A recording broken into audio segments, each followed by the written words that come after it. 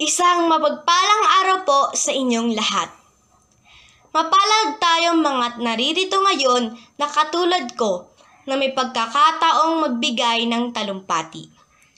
Isang karangalan na maging isang instrumento sa pagpapalaganap ng kahalagahan ng wika. W-I-K-A. W. Wastong gamit. Walang magkakaunawaan kung walang wika. Dahil ang wika ay isang elemento na nagbubuklod sa mga tao. Marami ang maayos na gulo kung ang ating wika ay gagamitin ng wasto. Ingatan.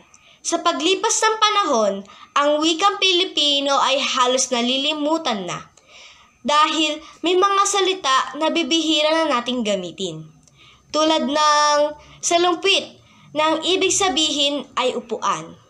Salamat dahil meron tayong pagdiriwang na tulad ng buwan ng wika.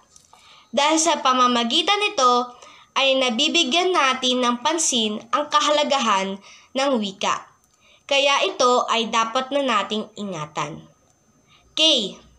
Kabataan. Nasa kamay nating mga kabataan kung paano nating mapapanatili ang ating wikang pambansa at maituro ang kahalagahan nito sa susunod na henerasyon.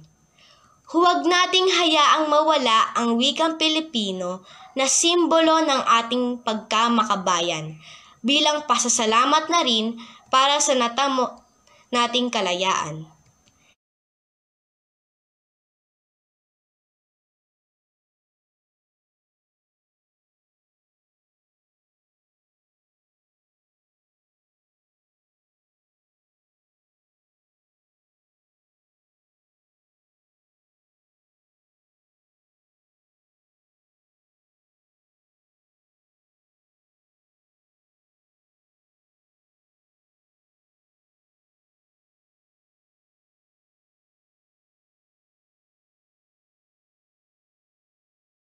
A.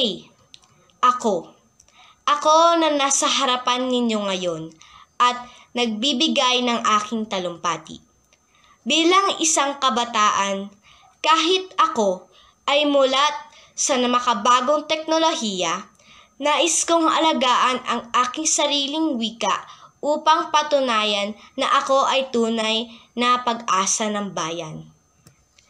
Ako po si Ridan Vicente, Grade 7 St. Agnes. Thank you po.